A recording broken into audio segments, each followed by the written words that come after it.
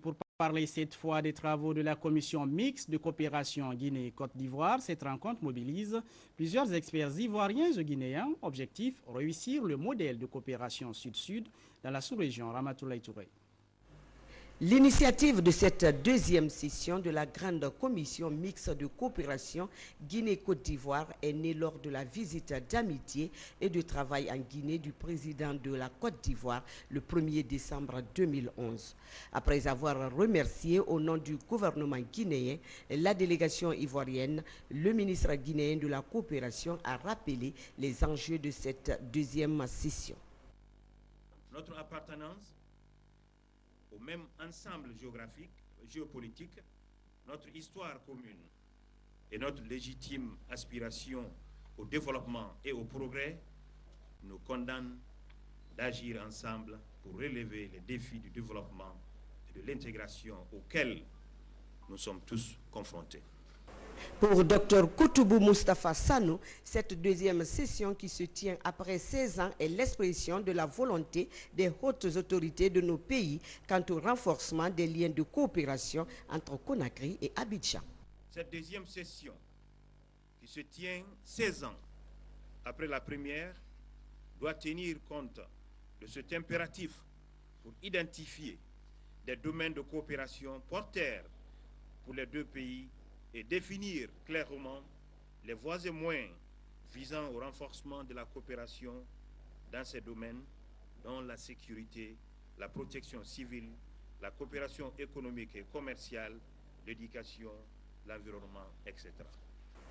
Pour l'ambassadeur de la Côte d'Ivoire en Guinée, les travaux de cette session doivent aboutir à des actions concrètes qui donneront un plus aux relations d'amitié et de coopération entre les deux pays.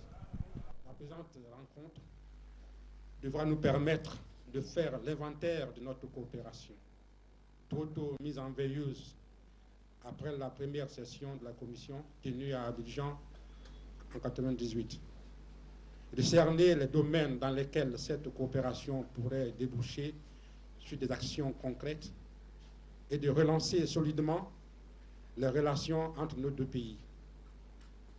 Notre souhait serait que les travaux de cette réunion se caractérisent par une compréhension mutuelle et aboutissent à des conclusions d'intérêt commun. La clôture de cette deuxième session de la grande commission mixte de coopération Guinée-Côte d'Ivoire est prévue pour le vendredi. Sécurité, le projet de recensement biométrique des militaires est à terme. Un rapport final a été présenté ce matin au ministre délégué de la Défense. Le rapport prend en compte le budget prévisionnel de la réforme du secteur de la sécurité et de la défense. C'est le premier ministre-chef du gouvernement qui a présidé la cérémonie. Les explications avec Mamadou Malal Diallo. Ici, au ministère de la Défense nationale, il s'est agi essentiellement de la présentation aux membres du gouvernement et aux partenaires bi- et multilatéraux du rapport final du recensement biométrique des militaires et du budget prévisionnel de la réforme du secteur de la défense et de la sécurité de 2011 à 2015. En attendant le recensement des militaires en mission à l'étranger, le rapport a montré que 26 319 militaires se sont fait recenser à la date du 31 mars 2012. Ce recensement a été fait en tenant compte des réalités sur le terrain et le rapport est présenté de la façon qu'il suit.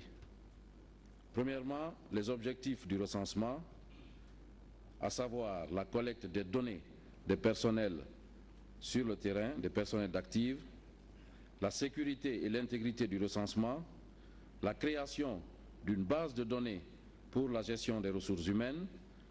Dans un deuxième temps, le mode opératoire du recensement qui est parti de la collecte des données personnelles en passant par le suivi des données, l'impression de la feuille de vérification, l'enregistrement biométrique.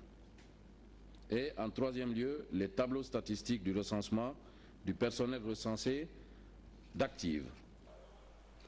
À cette occasion, le ministre délégué à la Défense nationale, Maître Abdoul Kabele Kamara, a sollicité auprès du gouvernement la prise en compte de plus de 7000 jeunes recrutés et formés à l'époque du CNDD. Ces jeunes militaires sont nourris, logés, entraînés et se trouvent dans nos bras.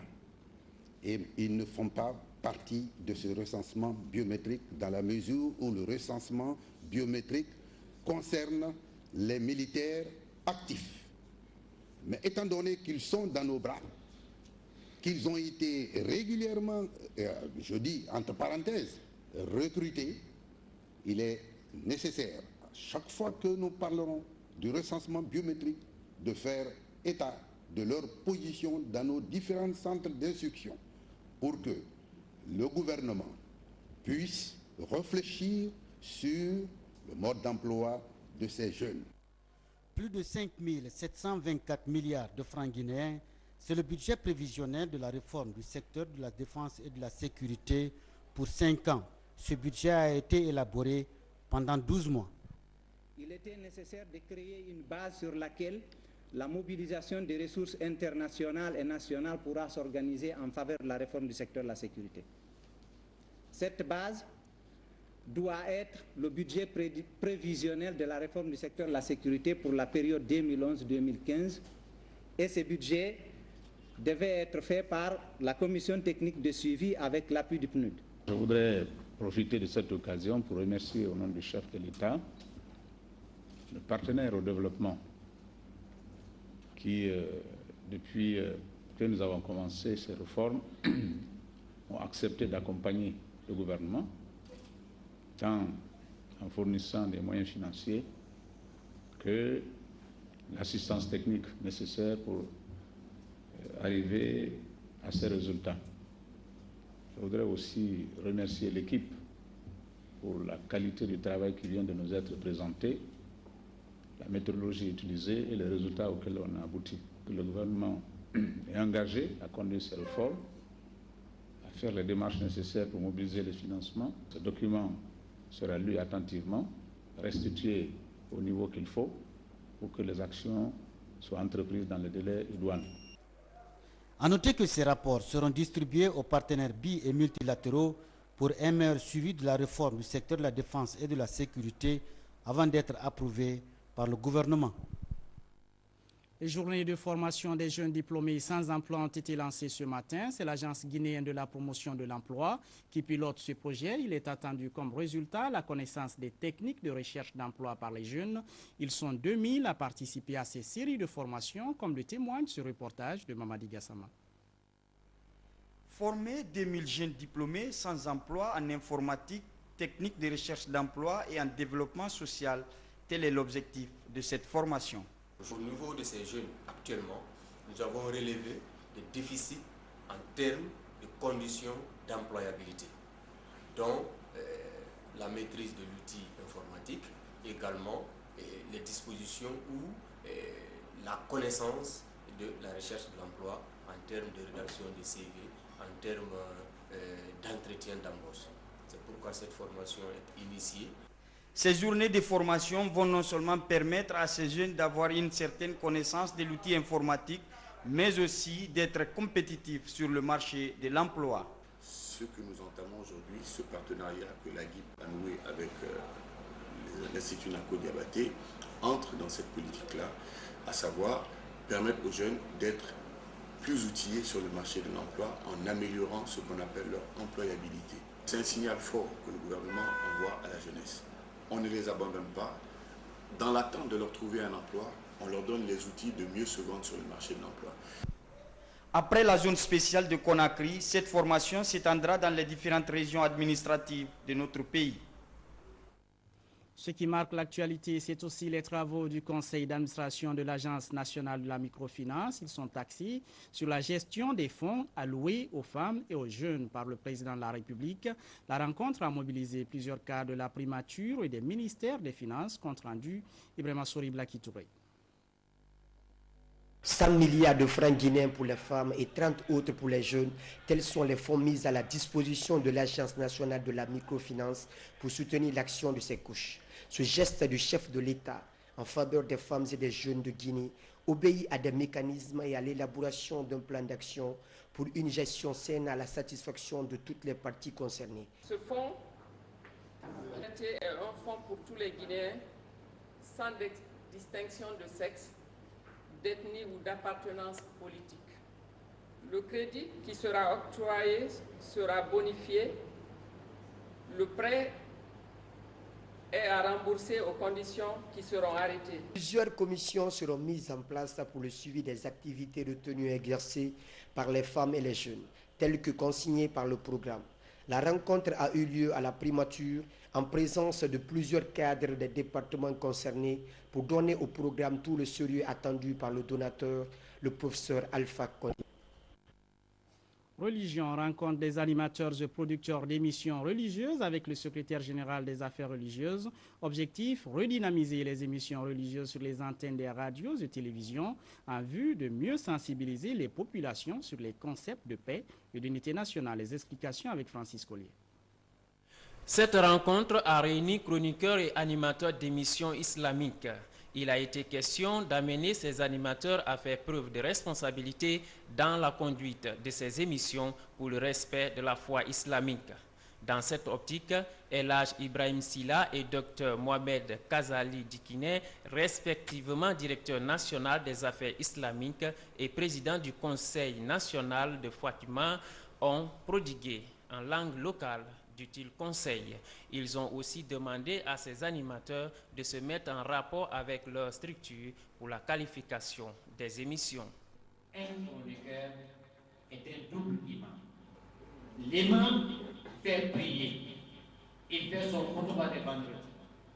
Mais quand un chroniqueur dit à la radio Bismillah, c'est des millions de personnes qui sont concernées, qui le écoutent ou qui le regardent. Une fois qu'on est chroniqueur, on ne doit pas maintenant se ridiculiser pour faire des causeries qui vont baisser ton niveau. Tu dois être exemplaire.